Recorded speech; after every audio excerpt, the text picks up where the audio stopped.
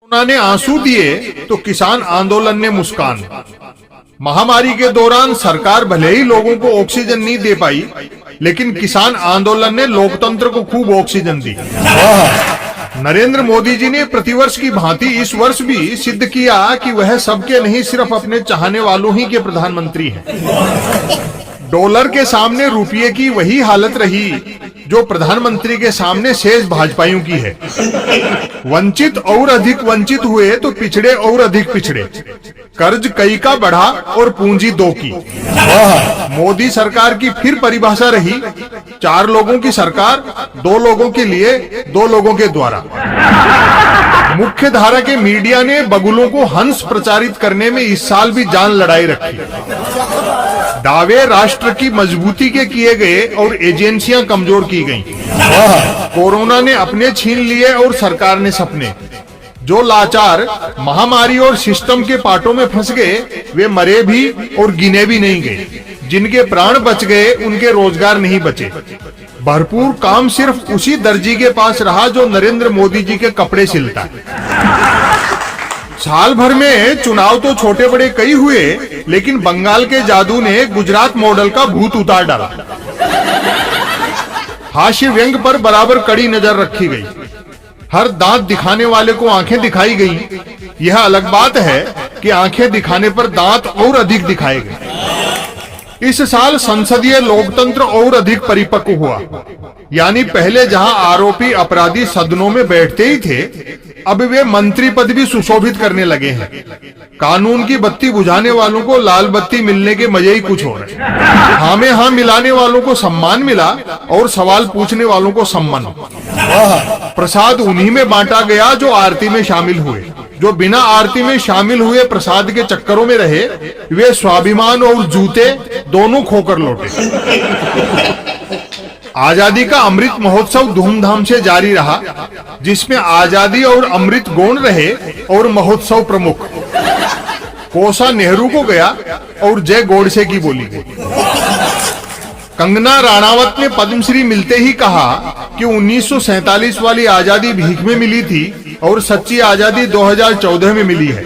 अब तक काम देखकर पुरस्कार दिए जाते थे। हो सकता है कंगना राणावत को पुरस्कार देकर कहा गया हो कि अब काम करके दिखाओ। विदेश नीति के मामले में भारत फुल आत्मनिर्भर रहा।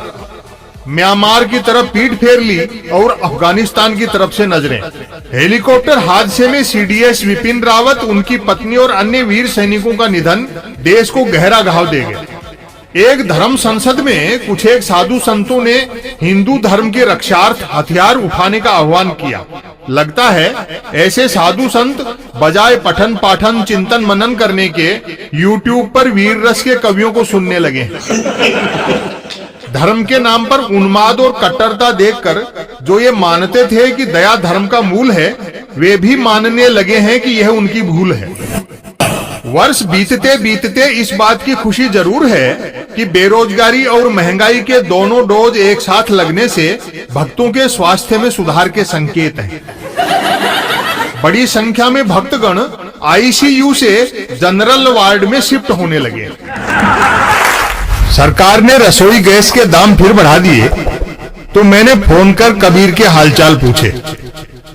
कहाँ हो कबीर दास, क्या चल रहा है? कबीर हाँफते हुए बोला, हरिद्वार के रास्ते में हूं। रसोई गैस का खाली सिलेंडर गंगा में विसर्जित करने जा रहा हूं। मैंने चुटकी ली, तुम भी ढकोसलों में विश्वास करने लगे। कबीर ने दहला मारा, क्या झूठ बोलने का कॉपीराइट सिर्फ एक ही के पास है? उसने पलटकर पूछा, तुम सुनाओ क्या नई खबर है? मैंने कहा, नई खबर यह है कि मोदी जी 100 नंबर के पेपर में 150 नंबर ले उड़े। उसने मजाकिया अंदाज में कहा, खुद की कॉपी खुद ही जांचने वाला असंख्य नंबर भी ले सकता है। वैसे क्या नया कर डाला? मैंने बताया, दुनिया के सबसे बड़े स्टेडियम का नाम सरदार वल्लभ भाई पटेल से बदलकर नरेंद्र मोदी स्टेडियम कर लिया।